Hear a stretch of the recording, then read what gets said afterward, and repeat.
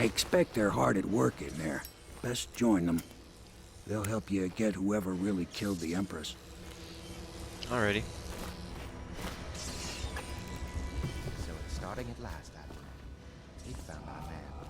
Even after 6 months in Cold Ridge Prison, he slipped out like it was nothing. Yes. Not surprising.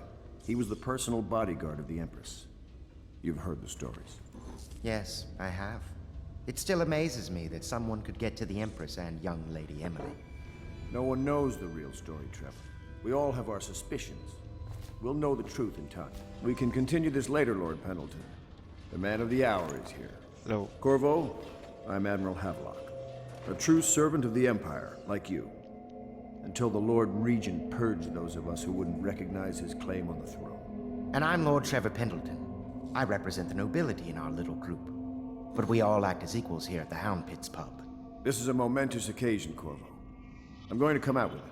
We've been building a coalition of loyalists, aimed at ending the Lord Regent's tyranny and restoring the throne. At risk of execution, we're committed to finding young Lady Emily and seeing her crowned as Empress. We've got big plans, but we can't do any of it without you. We need your skills, your ability in a fight, and in helping us, we're going to help you destroy the men who murdered the Empress. Sorry, you must be exhausted. We can discuss this further after you've recovered. But before you retire, you should introduce yourself to Piero. He's challenging at times, but his industrious mind buys him that right. Yes, Piero's as much an artist as a technician. He's going to be crafting the gear you'll need. Go talk to him, and then get some sleep. We can talk more when you've rested. Alright.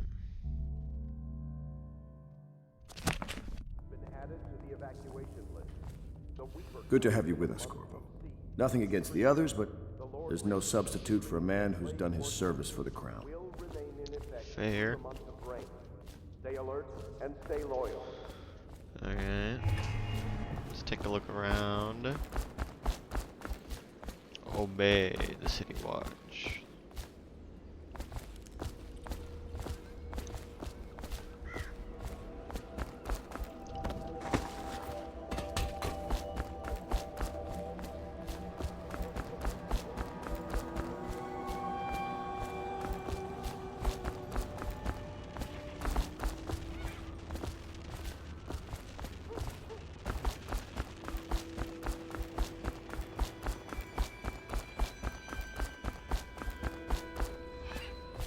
Report any sickness.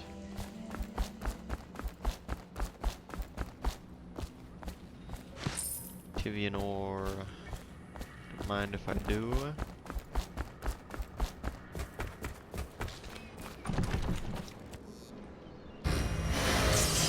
Oh, that's just him. Yeah, can I climb up this? I don't think I can. At least not without blink.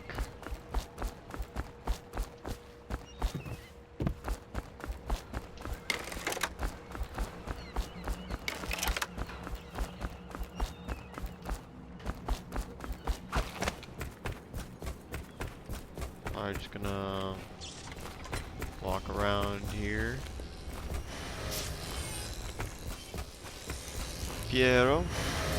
I'll be crafting your weapons and gear, all custom work. For you, I will create the tools of a master assassin. Appreciate it. Whoa! This cannot happen now. The tank of whale oil's run out. Will you get a new tank from upstairs, please, while I hold this in place? Be careful. The oil's unstable. When it explodes, there's a terrible mess. Yeah, I'll keep that in mind. Vice. I don't have any reason to use a vice. Southern skies. Ooh, that's a lot of money.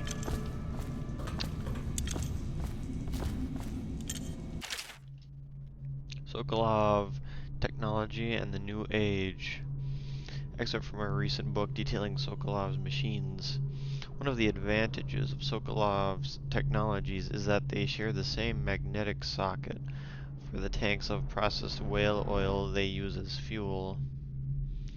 When a tank is exhausted, another can be plugged into place with ease, and the process is simple enough that any common workman or even the lower guardsmen of the City Watch can handle the task. This applies to the arc, pylon, and wall of light security systems, as well as the powered carriages used for transport by those few who are wealthy enough to afford them. Interesting. The only obvious downside of Sokolov's designs is the volatility of the tanks themselves. A few incidents have occurred, resulting in damage to property or bodily harm whenever one of the tanks has exploded. Alright.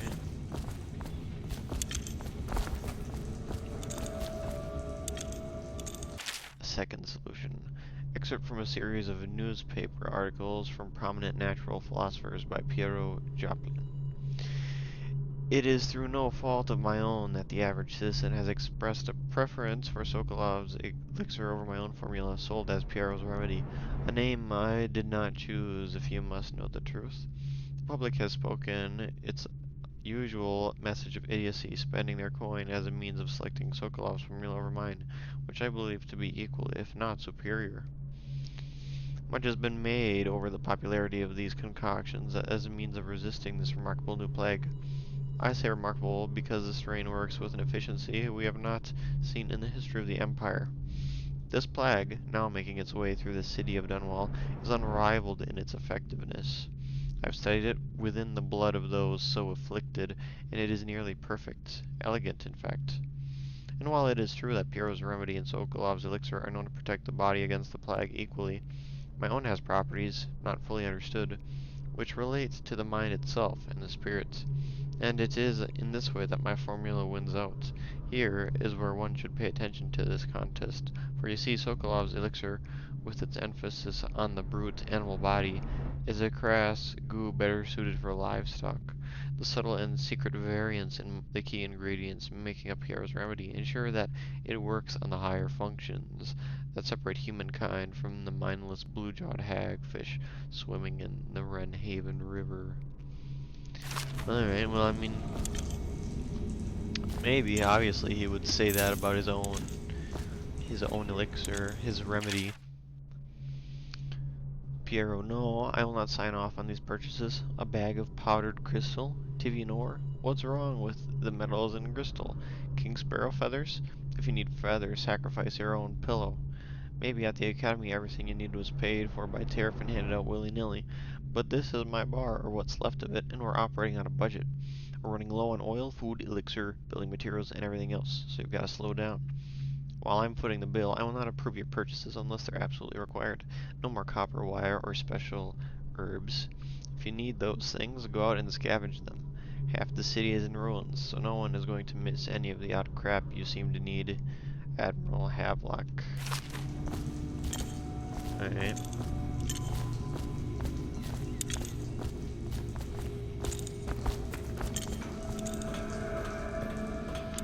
I can do some scavenging for you if you need it.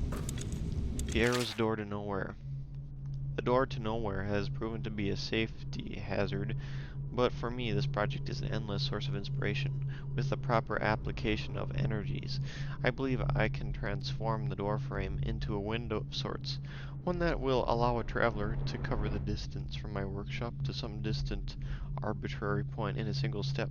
Currently, the step leads to a sheer drop, straight down into the courtyard, but in time it will bring gaps that will boggle the mind. Bridge gaps. Such work is many years away, to be sure, but if I survive this plague, I'm sure to succeed. It's like a portal. Nothing in the trunk, huh? Didn't mean to take my weapons out.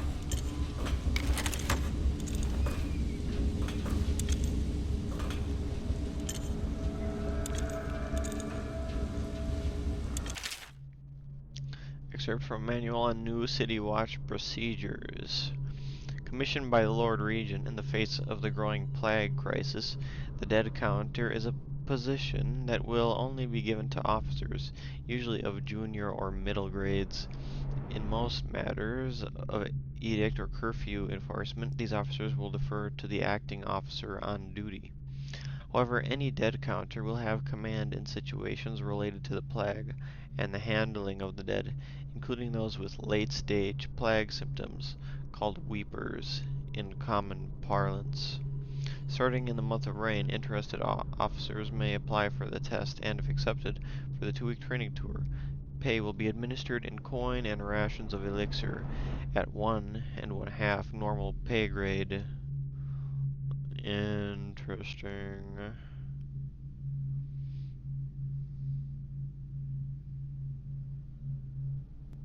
Hmm.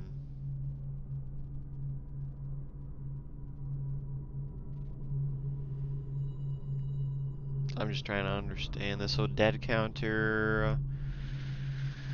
So handling of the plague and the weepers. That's all it is. Still don't really know what weepers are, but my guess would be zombies of some sort. Piero Joplin. Of course, I've attempted to improve upon Sokolov's designs. Of course, and why not? After all, it is likely that his thinking was influenced in some small way by our time together at the Academy. We are all part of a community, striving to unknot the mysteries of the cosmos. Even those among us who possess the greatest minds are often led to a fruitful line of consideration by, how does one say it, our intellectual subordinates. Sokolov is no exception to this, despite the glamour of genius he has cast over the aristocracy. And further, it is true that many of my experiments have failed. No need to gossip about it behind my back in your social clubs and in the very chambers of the Academy itself. Great ambition requires risks. You may laugh now at my door to nowhere, but someday you will not. Your children will likely see it as commonly as you see the electric lamps lighting our streets at night. But a few short years ago you would have laughed at Sokolov's arc pylon or wall of light. Your laughter, your condescending smiles, they are nothing but evidence of your own limited imagination. I mean, go you, Piero. I believe in you. Kinda. I don't know. Door to Nora would be cool. Whale vivisection. Remarkably, each specimen I had the pleasure of studying during the voyage possessed some minor variance in physiology. On the second leg of the trip, east of Tivia, the crew hauled aboard a female, some 42 feet in length. I estimated she weighed 35 tons, and the ship sat low, rocking side to side through the night with her thrashing. By candlelight, I took her apart, sketching and taking notes. Against her bellowing, I cut into the mass of tentacles around her mouth. Within I found row upon row of teeth and a baleen running along the upper jaw.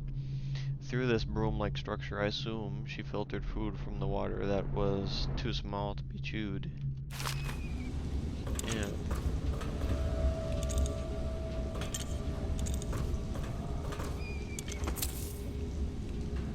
Whale oil processing. Out at sea, except from the founder of the Greaves Whale House, Ebenezer Greaves. Out at sea, they secure the beast with hooks, with lines cast from the main ship and from several smaller boats. Buoys keep the whale from diving deep. Once it's caught, a larger hook is driven through the tail, which is used to hoist the creature up through the chute. They moan and bellow for some time as the men get them into the deck, then lift them into the scaffolding overhead. The ship adjusts its prow and returns to port in Dunwall, where the crew work on the great creature, slicing off the fattiest parts while it still lives. Yeah, that's not a very nice thing to do to a whale. Sokolov no longer has the upper hand with regard to supplies of whale oil.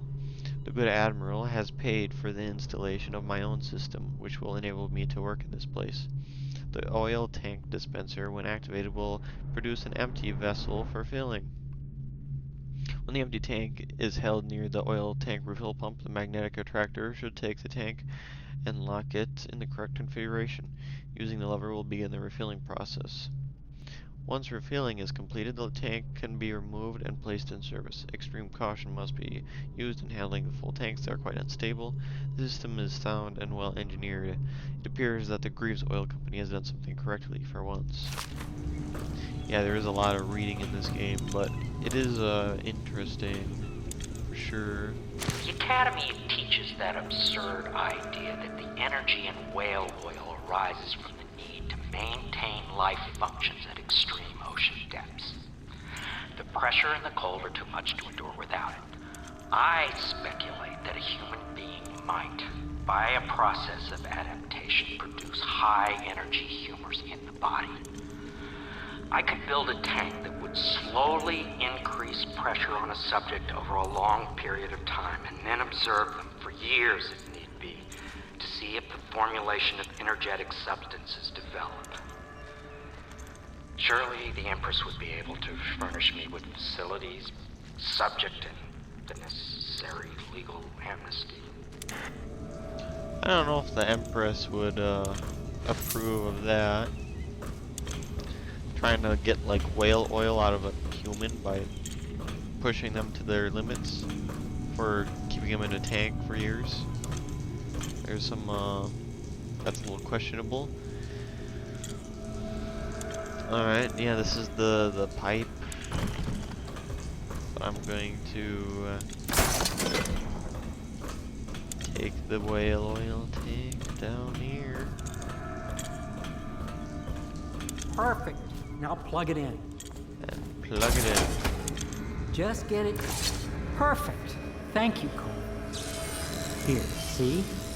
The assassin's mask. You're a wanted man, so everyone in the city knows your face, but this mask will mean terror to them. If you just hold still, the fit must be precise. There. Can you see normally? Center lens out of alignment. There. Better now? I could create more for you. Upgrades for your gear, weapons, munitions. But our situation here is desperate. Scavenge the city for valuables, and I will resell them on the black market. That should give us the money to craft the things you need. Alrighty. Tell me what I can make for you. Let's have a look. Okay, sleep bolts and upgrades. Alright.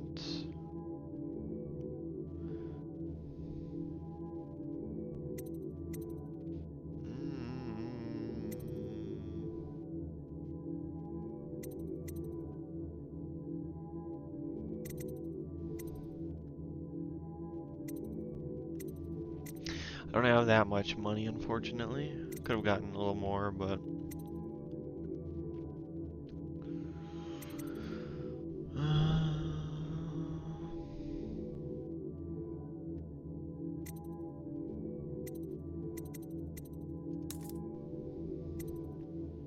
probably gonna take.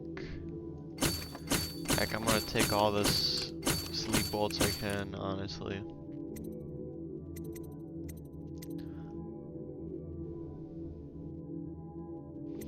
Otherwise, I don't see myself using some of these others necessarily.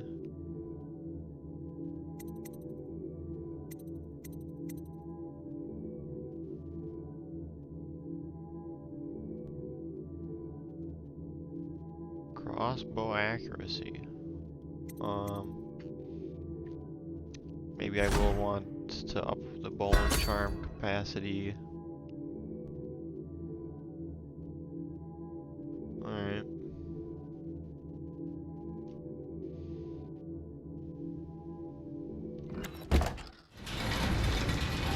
You must be exhausted.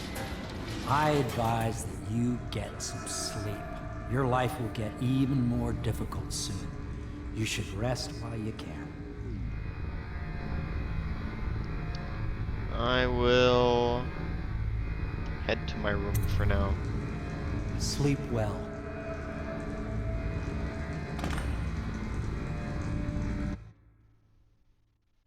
Somewhere else.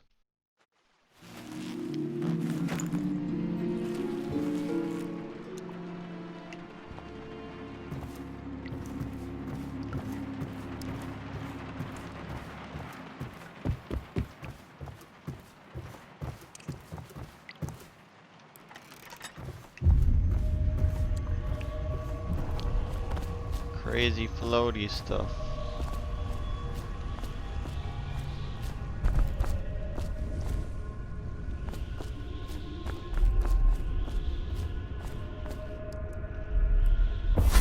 Hello, Corvo.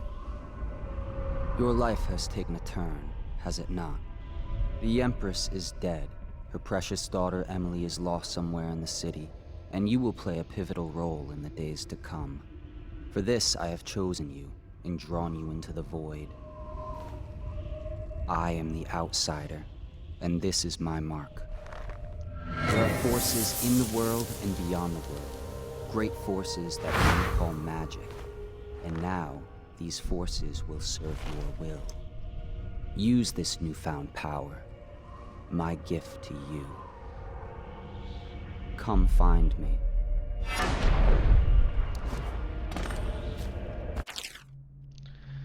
The outsider, huh? I don't really know what the deal with him is. Execute a fast and stealthy forward dash through the world. You can also use it to move upward, but the distance is reduced. Aiming at ledges will allow you to blink forward and climb up. Okay.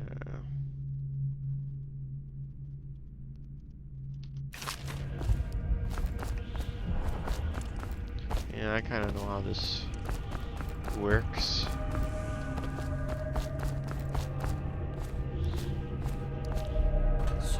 Release. You cannot save her, you cannot save her. Yeah, well that... Nice note. Hey, I'll take that.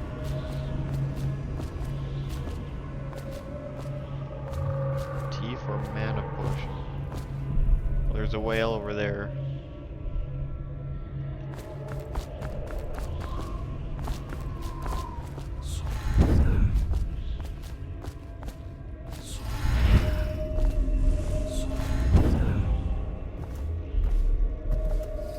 Emily's letter. This guy found it. He's like, rah, and this guy's like, rah.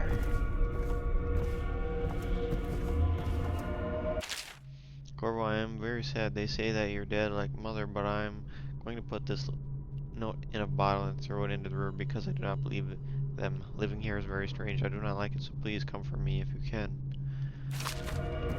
I will try.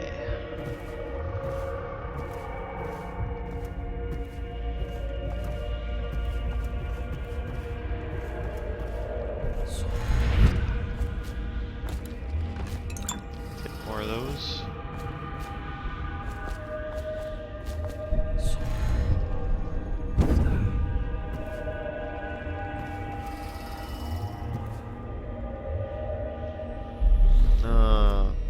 He's got a model of the city or whatever, and he's angry. Map done wall. Missing. Alright.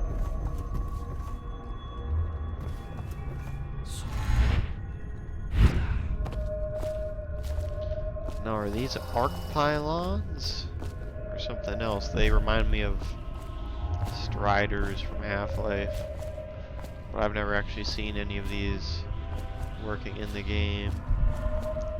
They seem like they would be problematic.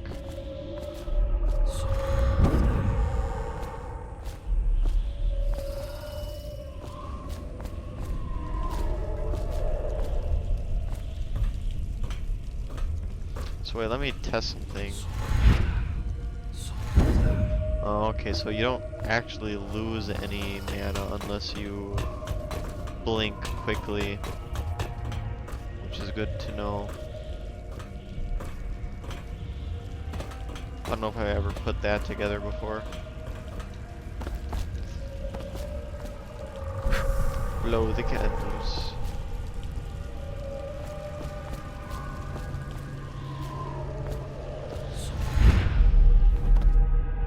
Days that follow, your trials will be great, Corvo.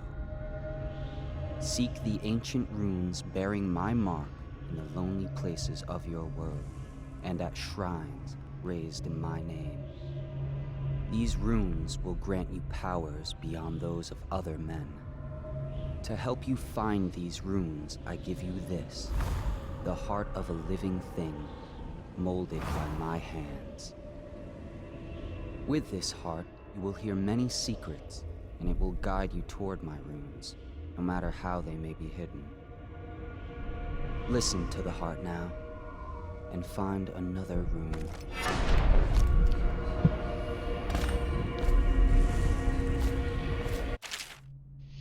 Equipping the heart in your left hand helps you locate bone charms or runes, even through walls. The heart beats and lights up when you are facing a bone charm or rune. It beats faster as you get closer. The heart will whisper secrets if you press that while targeting a person or location.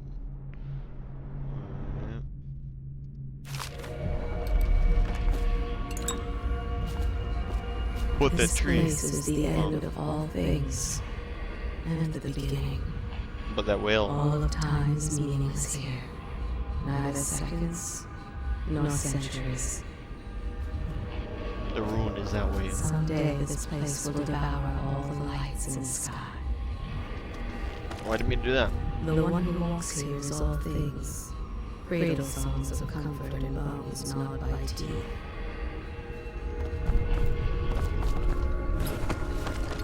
What's up here? Oh, I'll take that.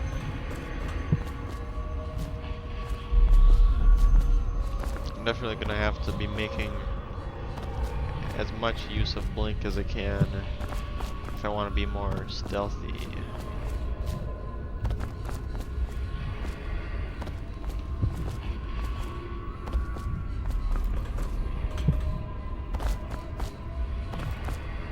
This is that tower, isn't it?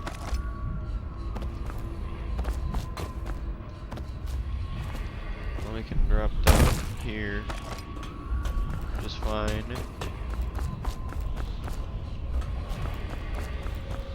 Anything back here, actually? No, it doesn't seem to be. Okay. Looks like it's safe to drop down here.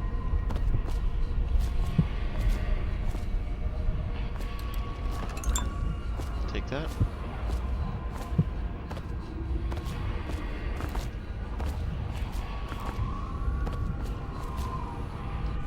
Let's equip blink again.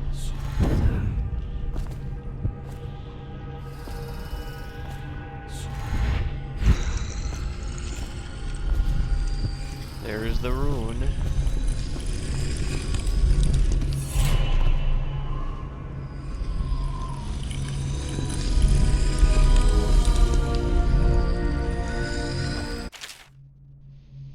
Once you've collected some runes, open the journal and go to the power section to exchange them for powers.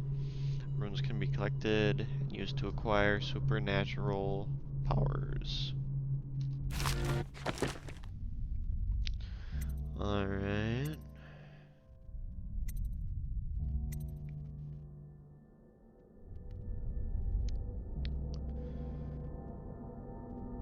Okay. So the only one I can afford is either Vitality or Dark Vision. I think we're going to want Dark Vision.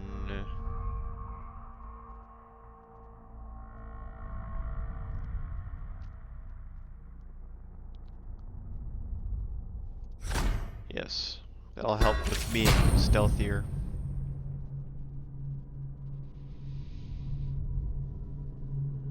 You can see the field of view as well as visual representation of the sounds you make, which could be nice. Level 2 shows you important items through walls like security devices, weapons, ammo, coins, keys, or traps. Also sounds kinda nice, but yeah. But I might want to level up Blink at some point as well, because we'll be able to do it for a longer distance. And Possession actually seems nice, so that might be what I go for next. Allows control of animal targets for a short duration. In level 2 you can control human targets, which is interesting. At level 2.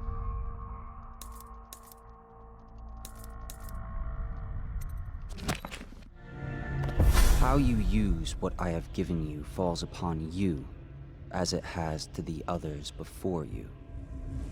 And now I return you to your world, but know that I will be watching with great interest. I'm sure.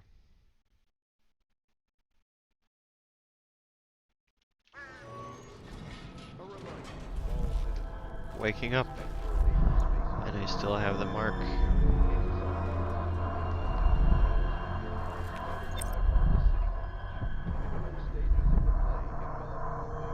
Use the heart to find the ruin near the pub, huh?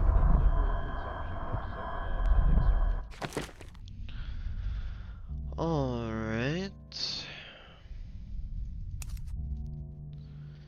Probably am gonna want to find that ruin.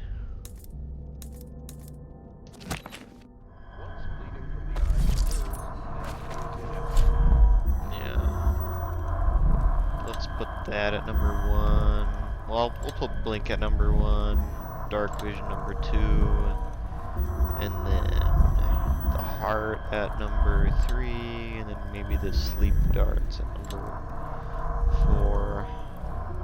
That's probably the order of importance for me.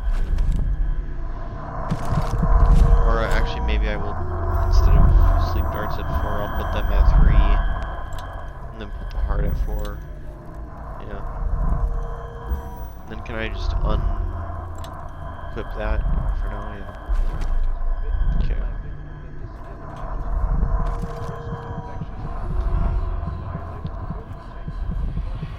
Yeah, there's a lot of bone charms here. It might be because I have the definitive edition or whatever.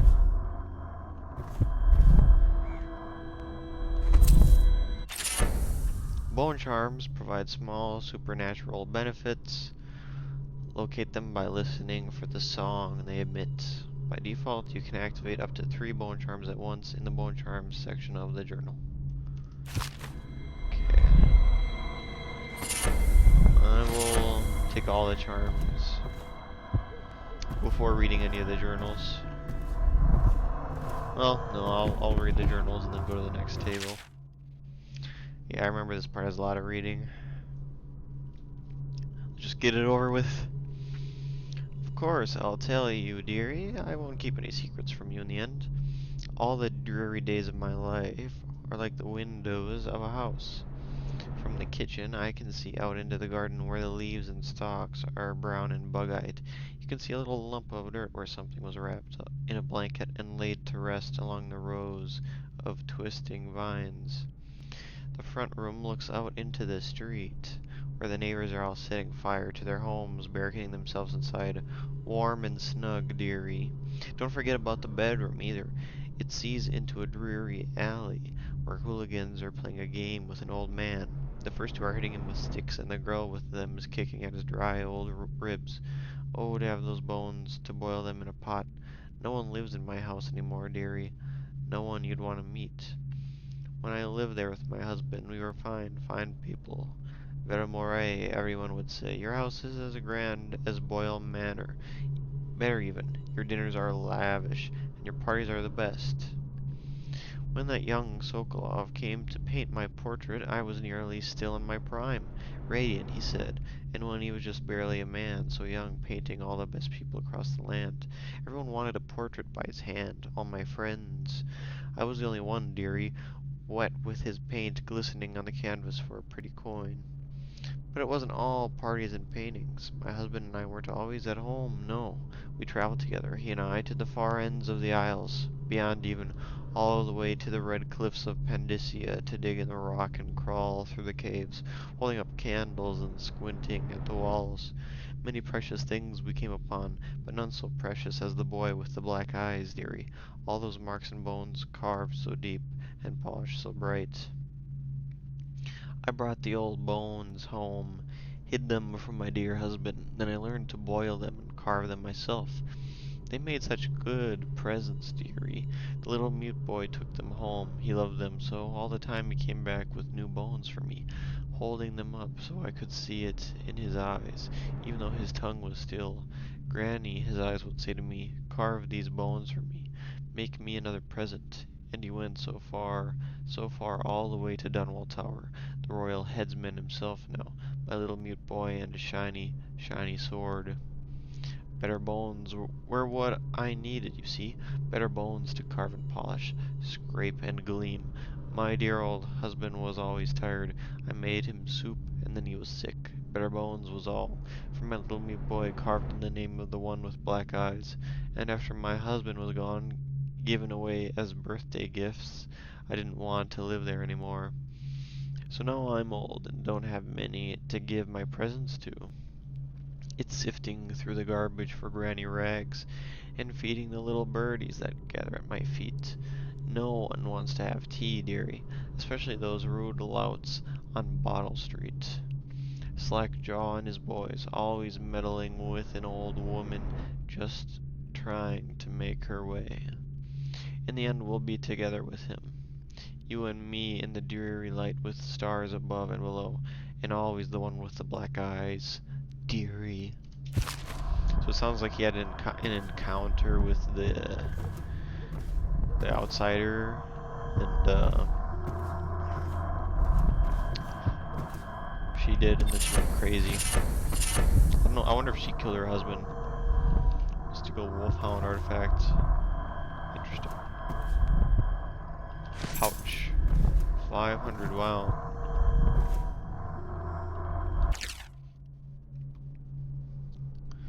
Early life and criminal record, Slackjaw. We've heard of him. He's apparently the leader of the Battle Street gang.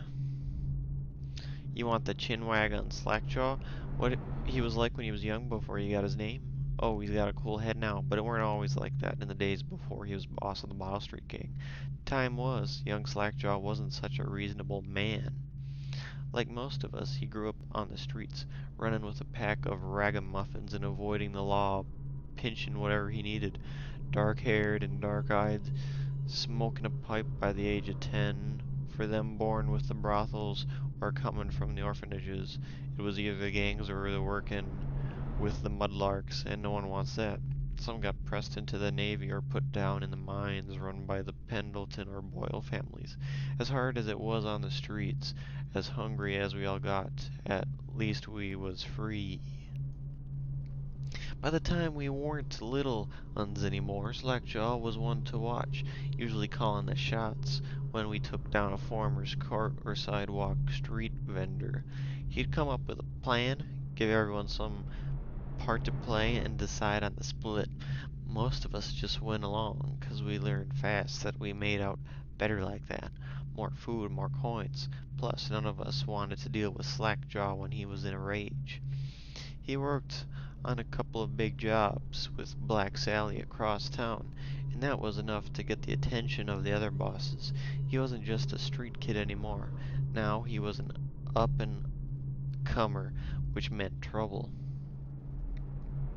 Another guy who fancied himself as such was Mike the Fish, who was working his way up a run in the protection racket among the factory women.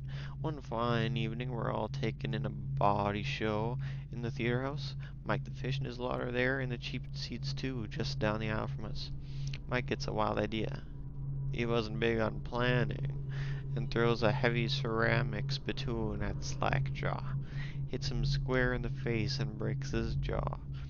We look to see if there's gonna be a blood brawl, but Slackjaw just points at the door and we all leave with Mike laughing at our backs. Waking up the next day, without telling us why, Slackjaw motions for us all to follow. He still can't say a word, so we just come along. We stop at the docks and Slackjaw actually pays coin for it. A heavy chain covered in hooks. It's for fishing in the deep, something you'd attach to a long line off the side of a ship. It's about 4 feet, made of thick links, and there are shark hooks coming off it at different angles. Slackjaw's got that thing wrapped around his left arm, dangling at his side. Not sure how he knew where Mike the Fish was staying, but when we reached his girl's house, Slackjaw throws a bottle through the window just like that. It's almost noon. There's a bunch of screaming inside, and Mike pokes his head out, looking wide-eyed and baffled. When he sees Slackjaw on the street, a look comes over his face that still gives me the willies. Pure murder. Mike comes out the side door bellowing like a blood ox, holding a cleaver, heading straight for Slackjaw. When they come together in the street, Slackjaw spins and the shark hooks bite deep into Mike's arm and shoulder. He screams, but Slackjaw holds on to the chain. He's standing there with his jaw broken, clenched tight, with the chain wrapped around his left arm. Hook sunk into Mike the fish, just knifing him as fast as he can. Mike couldn't fight very well, hooked like that and using his left hand, but he was a big guy and it took a lot of stabbing before he went to his knees. Everyone was cheering at first, but then we all went quiet. He just kept going and going until finally it was just Mike the fish blubbering, crying like a baby, and the sound of Slackjaw's knife.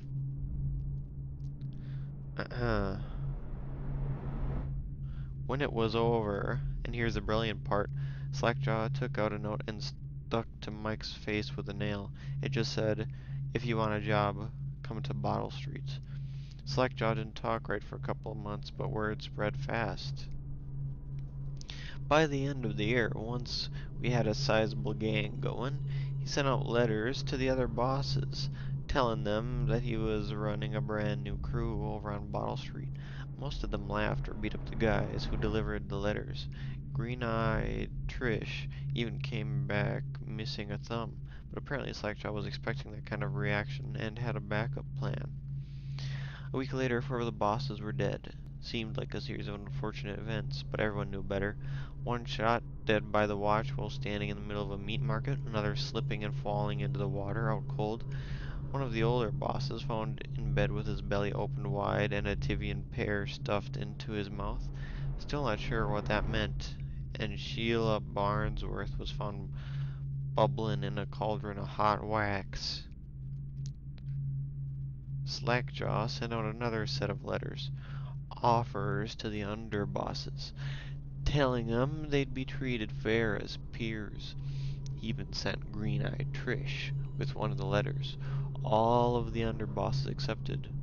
After spilling the guts of his main competition, Slackjaw went in for stabilizing his business real neat-like, calling in favors, smoothing things over, giving everyone a little bit of coin or drink as a bonus, showing what he could be like as a boss, so everything got quiet, which always makes the boys of the City Watch nervous, of course. Word went out among the Royal Spy Master's snitches, the responsible citizens group they call themselves, telling everyone working in a shop or sweeping off the front steps of their homes to keep watchful eyes for Slackjaw and his men, trying to suss out what they were up to and what had just happened. But Slackjaw ain't stupid. He greased a few palms among the shopkeepers in the watch, too, telling them that he was in town to stay and that things would be run properly from now on, without so much blood. He was finally a real boss, ready to settle into the business of moving whiskey, running the hound fights, and offering up the ladies and gentlemen of the night, if you take my meaning. Then the plague came. At first, it seemed like a good thing. Few people got sick and everyone wanted to buy those potions from Sokolov or Piero. Health elixir or spiritual remedy, they call 'em. Slackjaw told me he saw an opportunity. We already had an old whiskey factory with a still where we could water the stuff down and sell it discounted. Doing the same with the Sokolov's elixir was a smart plan. Pretty soon, everybody in the slums was sick and business was good. But after a while, there were so many people down with the plague that everyone got scared. Everybody started acting real nasty and everything fell apart. When people can't work, they don't have the coin for elixir, watered down or pure. When the Empress died, it seemed like Dunwall would slide into the void. Spy Master Burroughs took over and the watch started using all that new Sokolov technology. Watchtowers, tall boys, and them arc pylons. Well, maybe tall boys are the strider looking things. They put up a wall of light across Clavering Boulevard and cracked down hard. But Slackjaw surprised us again. Instead of leaving town on boat bound for Morlaix or one of the other isles, he stayed and kept it all together. We get as much elixir to fight off the plague as the City Watch with their taxes and rations, and that's kept us alive so far. Crowley Bottle Street Gang. Well, this Slackjaw guy sounds like a force to be reckoned with. That was like reading a whole short story. I mean, it was good, but man, I totally forgot I'm playing a video game, you know, with all that reading. And there might be even more reading here. Hopefully it's not as long as the Slackjaw story. I'll take the bone charm, the money.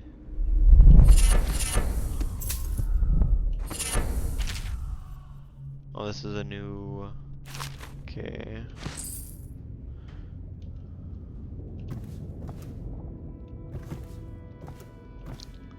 Okay, so we have two more here. They're both kinda long, but I'll try to get through them. I'm gonna have to drink some water after this. My throat's gonna get dry. Alright. Excerpt from the personal memoirs of Hiram Burroughs dated several years earlier. This is the 4th day, month of high cold. Progress continues on the suppression of gang activity in the Distillery District, but more slowly than I expected. The ruffians operating there have been cunning. I'll grant them that, but it's only a matter of time. I'll see their leaders flogged in public and sent beneath the royal executioner's blade. If I had my way, that mute bastard would be working night and day, removing the heads that need removing. Talking about Slackjaw. Well, Slackjaw can talk, can he? I don't know. Internally, the Empress does not seem pleased with my investigations. It seems that it is beyond her thinking, against her very nature as a trusting person, to believe that traitors move among us.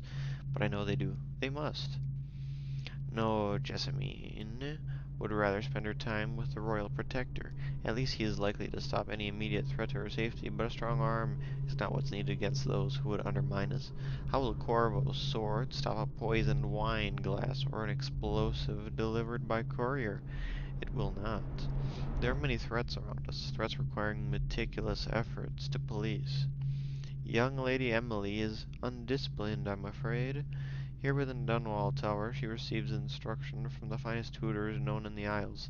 Yet her mother spoils her, and she spends most of her time lost in imagination, wasting her time drawing, or asking Corvo to teach her to fight with wooden sticks. The girl might rule the Empire someday. Every moment spent at play is a moment wasted. Alright, so she's not allowed to have a good childhood, okay. Shoring up security for the main gate leading into Dunwall Tower has been another pet project of late. To think that back in his day, Emperor Kaldwin left it open to the public during the day, allowing anyone to come and go as they pleased. If it were up to me, I'd seal off access to the streets entirely, but the Empress won't hear of it. The waterlock is much easier to protect, and if it were the only way into the tower, traffic in and out would be greatly reduced. Someday the wrong person is going to slip in and will suffer for it. Mark my words, no amount of security is excessive when it comes to protecting heads of the state.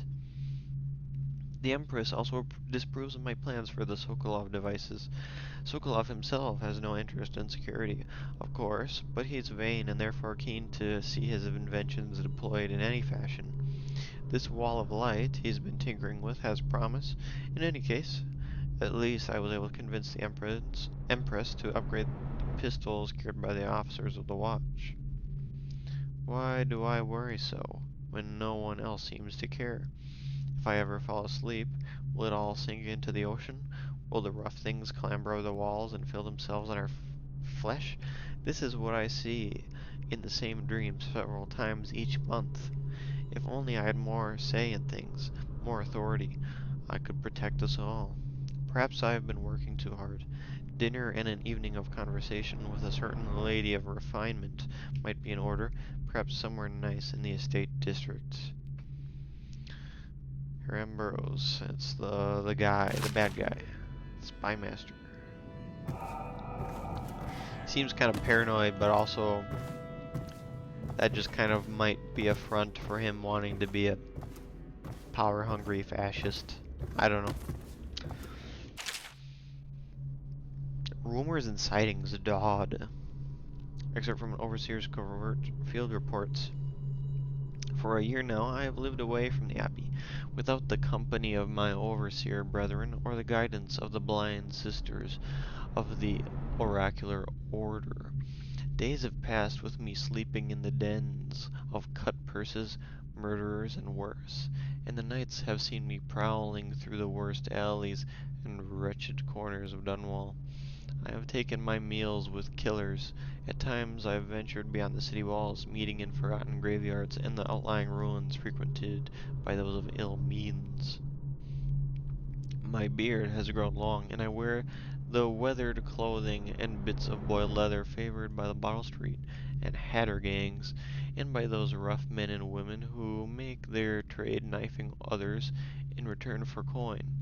My hands have run red with blood, it's true, but I have selected my targets with care, choosing among those criminals and heretics who were not fit to live, executing them justly, and using their deaths as a mean of building my reputation. So far, this trick has allowed me to make my name among my murderous colleagues without taking the lives of the innocent. My goal is singular. I must impress the assassin named Dodd in order to get close to him. Of all the practitioners of black magic we have tracked, none concern the Abbey as much as Dodd. It is said that his mother was a witch from one of the archipelagos off the Pandician coast, taken captive by pirates venturing far off from the Isles. According to legend, by the time the ship returned, the captain was dead, and the witch controlled the crew with Dodd still a shadow in her belly. The earliest stories tell of a gang killer without mercy, moving among the shopkeepers and city watch officers of Dunwall like a reaper through wheat. Then a period of silence followed. Years we now believe he spent traveling the Isles, studying anatomy and the occult in the great halls of learning and in hidden basements frequented by fellow dabblers in the forbidden arts. Dodd is even purported to have spent a winter in the Academy of Natural Philosophy itself. And for a time, before a schism developed, he counted the Bridgemore witches among his allies. All the while, he honed his craft, and it is during this time that we believe he began to consort with the Outsider. Alright, so I was wondering if Dodd maybe was the Outsider, but I'm guessing not. Huh. New reports emerged of a dusky-skinned assassin paid by the elite to eliminate their rivals in Dunwall and in the other major cities across the Isles. Those who saw him and lived numbered in the handful, but all of them reported something strange. He appeared and vanished like smoke. That's the blink power. From a nearby rooftop, he gestured, and a noble woman stumbled from her balcony, falling to her doom on the cobblestone below. Most recently, as this new threat of plague has risen in Dunwall, Dodd has been seen leading a gang of men in dark leather, dressed as factory whalers in their vapor masks. Oh, wait, didn't we see that? Oh yeah, we saw that guy who was like, was he the guy who killed the Empress? Because he kind of just blinked and disappeared, and I'm pretty sure the people that were with him were also wearing masks. Makes me wonder. They seem loyal beyond comprehension for one so unworthy, leading me to wonder if some of his magic is dedicated to lulling their minds, enslaving them. Only a month ago, one young girl claims to have come upon a strange scene, carrying a bottle of milk to her home to her crippled brother. She was taking a shortcut through the tailor's district. In a narrow street, she passed beneath a window and heard unusual sounds from within. Pushing aside the ratty curtain, the girl saw into an abandoned apartment, used by miscreants for gambling and trading haberweed. An occult shrine had been erected against the far wall, which she recognized from the teachings given by her local overseer. A man she described as resembling God was kneeling before the shrine, muttering to an unseen spirit as if in argument. He took a carving made of pale bone from the altar before him, and the lights all went out in a gush of unclean wind. Quiet as a field mouse, she slipped away, running until she reached her home. There can be no doubt. Dodd is an agent of the Outsider and must die, for there is no limit to the evil this man might do. This is my solemn oath and the great purpose of my life. Until Dodd is dead and his corruption has been purged from the world, I will continue to move among the depraved, winding my way toward him. I will not drop my guise or don my overseer's mask again until God breathes no more. Interesting.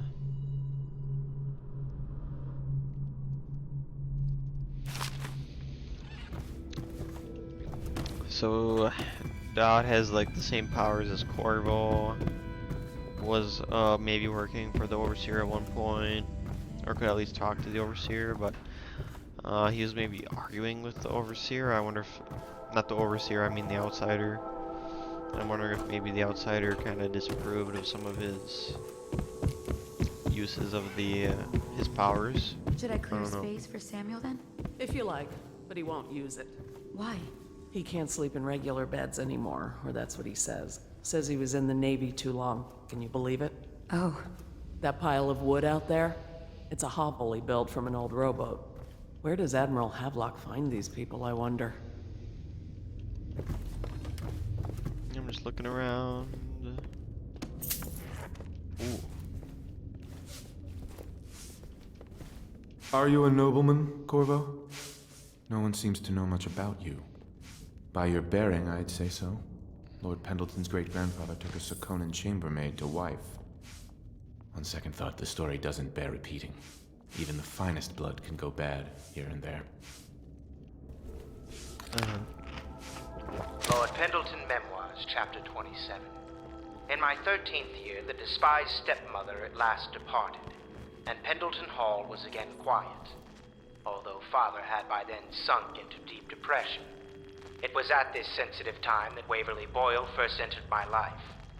She who will be the source of many tender recollections to come. Interesting. There's a lot going on in this game. And I'm getting a lot of money just here. I'm gonna probably want to visit Piero again.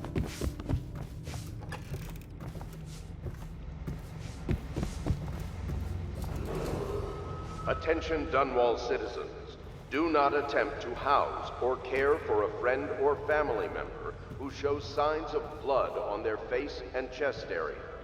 The only way to help them is to bring them to the City Watch. They will be taken to the flooded district for Alright, I'm just gonna read this. And I say to you, brothers, it is here that we make our stand as a righteous force against the growing darkness. It is here that we unite against the spirits of the unknown that would drag us screaming into the night, never to return to our homes, to our families. Together we will serve as a rod to those who would stray from the herd. For the foggy gray wastes of the outsider, we will burn a bright fire with our virtuous actions, so that others will not lose their way. And to those who choose to wander beyond the walls of our homes, in far places, we will strike at them swiftly before they whisper to their neighbors, filling their hearts with strangeness and doubt. People here are not a fan of the outsider, is what I've been able to gather so far.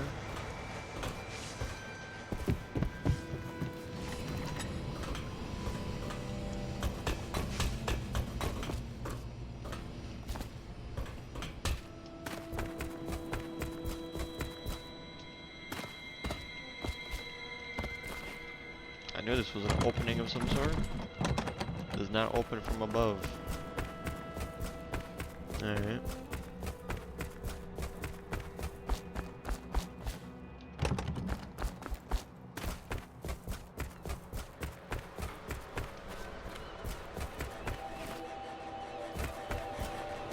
Climb. Climb.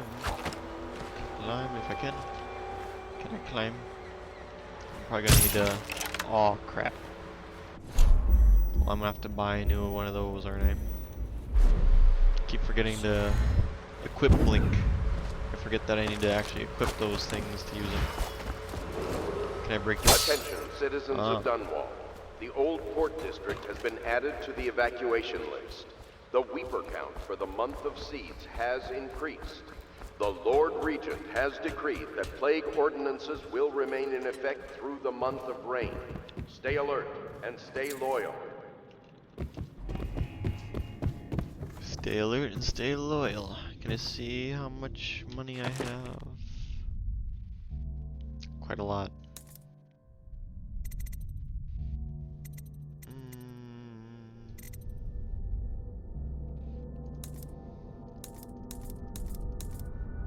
Okay.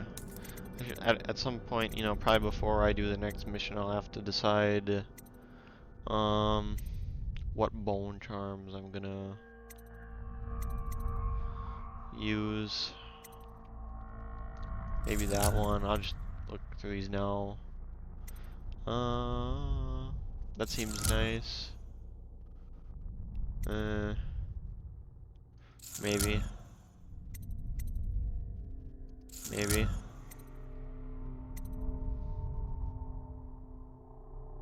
Maybe. That sounds nice.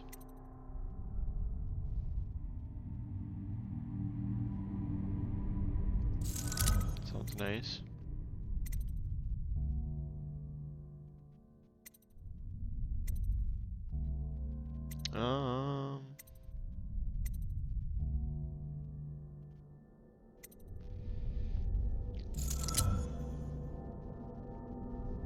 That sounds fine for now.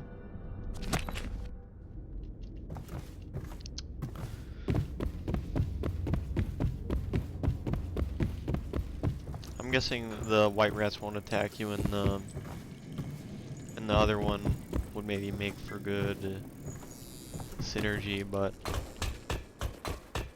I don't know.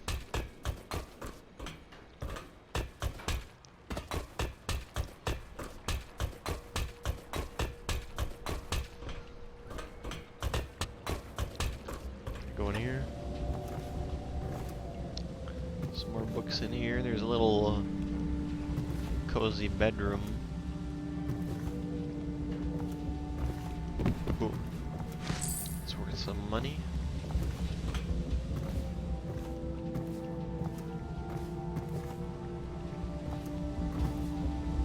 Let's listen to this. Elementary sums. History of the Isles. Geography of the Isles. The Seven Strictures. Litany of the White Cliff. Sayings of the Overseer. One day we'll get a few new books. Okay. Alright. At the end of every year, after the last day of the month of songs, we begin the Fugue Feast. The new year has not started, and thus the time that follows is outside the calendar. A period of celebration and feasting begins, during which the people abandon the very practices that keep them whole and healthy over the year. Many leave their homes, euphoric with spirits or potent herbs. Some paint their faces or wear masks to conceal themselves as they pursue their passions without reservation. When the right cosmological signs are observed, and it is time for the calendar to begin anew, the sitting high overseer calls for the hymn of atonement, and the fugue feast ends. Families return to their homes, wives to their husbands, enemies put down their weapons, and fires are extinguished. No complaint is given for those who have wronged others, deviated from ancient codes, or discarded oaths, for this time during the astrological alignment does not exist, and is not recorded. The following day starts the new year, marked on the first day of the month of Earth, as it has always been. Alright, so it's basically the Purge.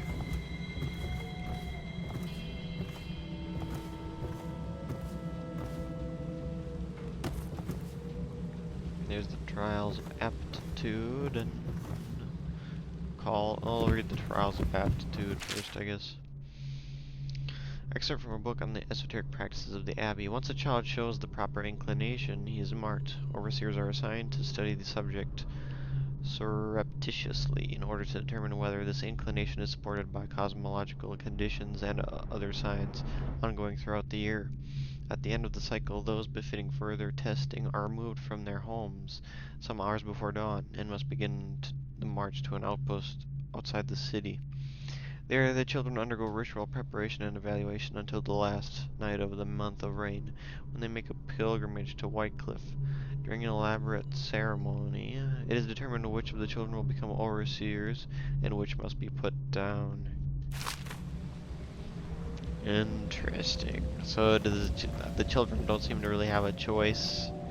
They just get, like, put down once it's decided that they serve no purpose.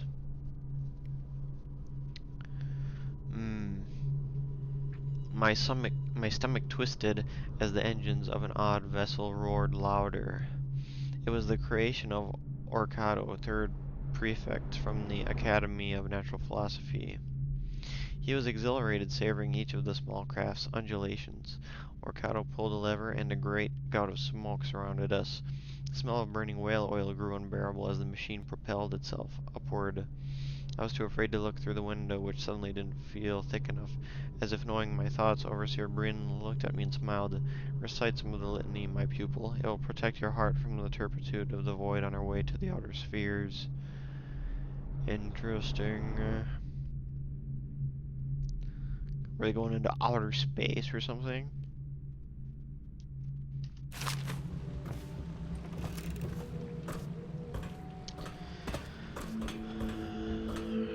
There's like a lot of world building that's kind of, you know, impressive. Though it's definitely, you know, dumping a lot of it on me right now with all these different books. I guess I don't have to read any of them, but I do want to, just to get the full experience and have a better understanding of the story and world, to be a little more immersed, since I think that's kind of the point. Now, I don't know if there's much else I missed here in this building, because I've been in here, been over there. Attention Dunwall citizens. River traffic is forbidden from landing in the Distillery District due to risk of infectious contact. Violators will be taken to the Flooded District for treatment and rehabilitation. Good day, Master Corvo. I'll take that. Oh boy. Alright, I'm gonna take a quick break before I read more of these.